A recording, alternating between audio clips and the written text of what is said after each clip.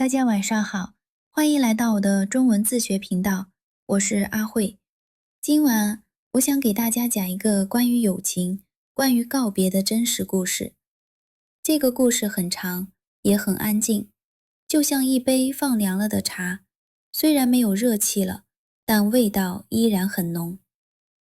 故事的开始是一句最近在网上让几百万人流泪的话。没有人会对一把黄土产生感情，除非亲手堆起一座坟墓。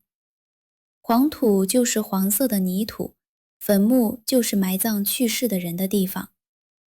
如果你听完今晚的故事，也许你会明白，为什么有些感情，哪怕隔着生与死，也永远不会消失。故事的主人公叫张和清，今年58岁了。是一位大学老师，虽然已经教了30年书，但他有一个奇怪的习惯。每次上课，他的口袋里总是装着2颗鸡蛋。这个习惯是为了纪念他最好的朋友刘一舟。那是1986年的秋天，张和清刚上大学。当他提着旧旧的包走进宿舍时，看见一个胖胖的男生正在忙着收拾东西。那个男生看见他，马上笑得嘴巴张得很大，大声说：“嘿，兄弟，吃鸡蛋吗？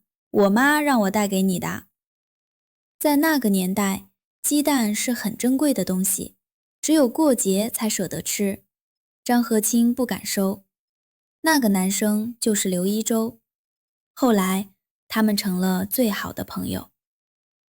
刘一舟是个特别善良、特别勤快的人。宿舍里的热水总是他去打，地总是他去扫，谁的被子掉在地上，他总是悄悄捡起来。大家都叫他快乐的一舟。虽然他和张和清都很穷，经常吃不饱饭，但他们很快乐。他们自嘲，意思是自己开自己的玩笑，说我们就像藤上的2根苦瓜，虽然苦，但是长在一起。为了省钱，他们想了一个办法，2个人把钱放在一起吃饭。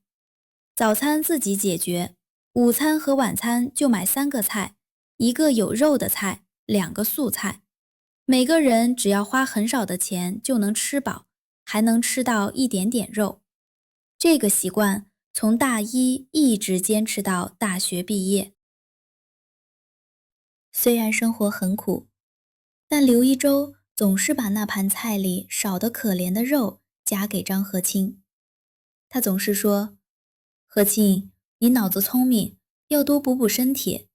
以后你要考研究生，替我们这些农村孩子争口气，让别人看看我们的厉害。刘一舟自己学习非常努力，但他以前在农村基础不好，特别是英语，怎么学都学不会。每天晚上宿舍熄灯以后，他们俩就蹲在走廊的路灯下面。张和清教他背单词，讲语法。有时候张和清讲得口干舌燥，心里很急，就会对他发脾气。可刘一舟从来不生气，只是摸摸头，傻傻地笑着说：和清，你再讲一遍吧，这次我肯定能听懂。路灯把他们年轻的影子拉得很长很长，就像田野里2棵靠在一起的小树。4年很快过去了，毕业那天，张和清留在了学校当老师，而刘一舟决定回老家工作。在火车站送别的时候，刘一舟塞给张和清一个布袋子，打开一看，里面竟然是一本厚厚的记账本。原来这4年里每一顿饭花了多少钱，刘一舟都记得清清楚楚。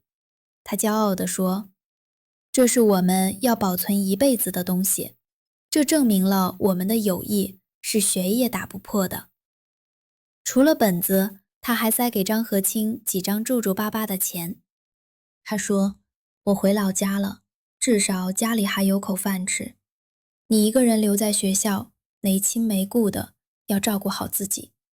等我工作稳定了，我就回来看你。火车胎动了，他趴在窗户上挥手。那一刻，张和清的眼泪流了下来。后来听说刘一舟回老家后工作非常拼命，还要照顾生病的父亲，一个人养活全家9口人。直到2023年，一个坏消息传来，刘一舟在工作的时候突然倒下了，再也没有醒过来。他才55岁。现在的张和清已经是教授了，住着大房子，吃着以前想都不敢想的好东西。但是他常常会想起那个总是让他多吃点肉的朋友。去年，张和清回到了刘一舟的老家，爬上了屋后的山坡，在刘一舟的坟墓旁边，当年种下的树已经长得很高了。风吹过树叶的声音沙沙作响，就像当年刘一舟用铅笔在纸上写字的声音。张和清坐在坟墓前，点了一根烟放在土堆上，轻轻地说：一舟，我做到了。我教了一批又一批的学生，替你走完了你没走完的路。我的学生里有的成了医生，有的成了老师，他们都像你一样诚实、勤劳、善良。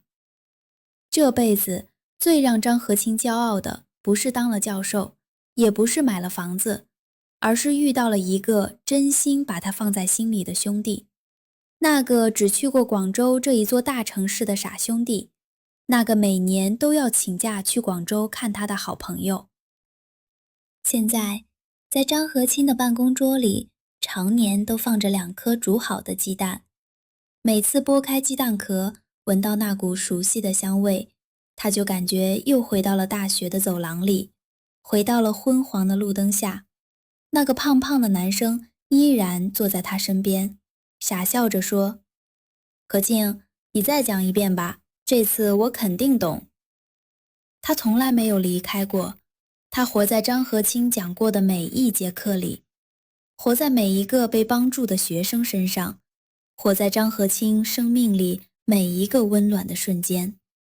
就像故事开始说的那样，没有人会对一把黄土产生感情，除非亲手堆起一座坟墓。因为那把土里埋就我们最爱的人，埋就我们回不去的青春。感谢大家的收听，愿每一个真诚的人都能被岁月温柔以待。我们下期再见，晚安。